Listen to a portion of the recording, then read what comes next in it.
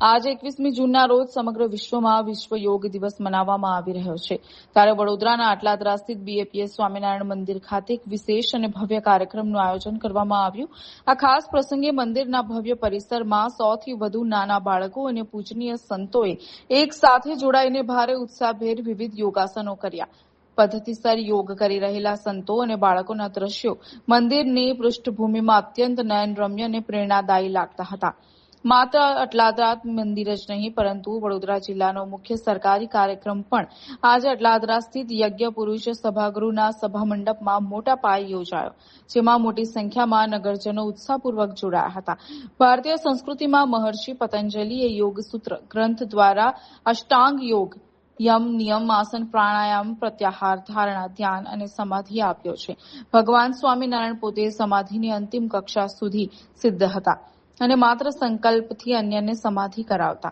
BAPS સંસ્થામાં પરમ પૂજ્ય પ્રમુખ સ્વામી મહારાજ અને વર્તમાન સમયમાં પરમ પૂજ્ય મહંત સ્વામી મહારાજ પણ નિયમિત યોગાસન કરીને સૌને આરોગ્યમય જીવનની પ્રેરણા આપે છે। યોગ એ માત્ર શારીરિક કસરત નથી પરંતુ તન મનને પ્રફુલ્લિત રાખી આત્માની ઉન્નતિ કરવાનો ઉત્તમ માધ્યમ છે।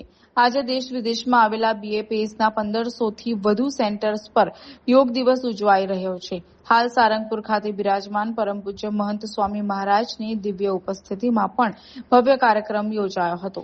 જય સ્વામિનારાયણ। આજે આપણે સૌ જાણીએ છીએ તે મુજબ 21મી જૂન એટલે કે વિશ્વ યોગ દિવસ ઉજવાઈ રહ્યો છે અને તે નિમિત્તે આજે અટલાદરા બીએપીએસ સ્વામિનારાયણ મંદિરમાં લગભગ 100થી વધારે નાના બાળકો અને સંતો પણ આજે યોગાસન કરી રહ્યા છે। સાથે સાથે વડોદરા જિલ્લાનો સરકારી કાર્યક્રમ પણ આજે યજ્ઞપુરુષ સભાગૃહ અટલાદરાના સભામંડપની અંદર પણ મોટા પાયે ઉજવાઈ રહ્યો છે। આપણે જાણીએ છીએ કે ભારત વર્ષની અંદર મહર્ષિ પતંજલિ થયા, જેમણે યોગ સૂત્ર નામનો ગ્રંથ આપ્યો અને તેમાંથી અષ્ટાંગ યોગની આખી પ્રક્રિયા એમણે આપી છે। યમ, નિયમ, આસન, પ્રાણાયામ, પ્રત્યાહાર, ધારણા, ધ્યાન અને સમાધિ બહુ જ ઓછા લોકો અંતિમ કક્ષા સુધી પહોંચી રહ્યા છે। અત્યારે જે આપણે કરી રહ્યા છે તો ત્રીજું અને ચોથું પગથિયું છે યોગ અને પ્રાણાયામ, પરંતુ ભગવાન સ્વામિનારાયણ એવા વ્યક્તિ હતા કે જેઓ પોતે અંતિમ કક્ષા એટલે કે સમાધિ સુધી પહોંચ્યા હતા। સમાધિમાં ભગવાન સાથેનો યોગ થાય એટલે ભગવાનનો સાક્ષાત્કાર થાય, એમના સુખનો અનુભવ થાય। ભગવાન સ્વામિનારાયણની વિશેષતા એ હતી અનેક લોકોને કેવળ દ્રષ્ટિ માત્રથી કે સંકલ્પથી સમાધિનો અનુભવ પોતે કરાવી શકતા, એવું એમનું અદ્વિતીય ઐશ્વર્ય કાર્ય હતું। અને આજે બીએપીએસની અંદર પણ પ્રમુખ સ્વામી મહારાજ પણ યોગાસન કરતા અને મહંત સ્વામી મહારાજ પણ વર્તમાન કાળે યોગાસન કરે છે। ભગવાન સ્વામિનારાયણ સંતોને શીખવતા આજે મહંત સ્વામી મહારાજ પણ આગ્રહ રાખે છે કે આપણે સૌએ યોગાસન જીવનની અંદર અપનાવવા જોઈએ।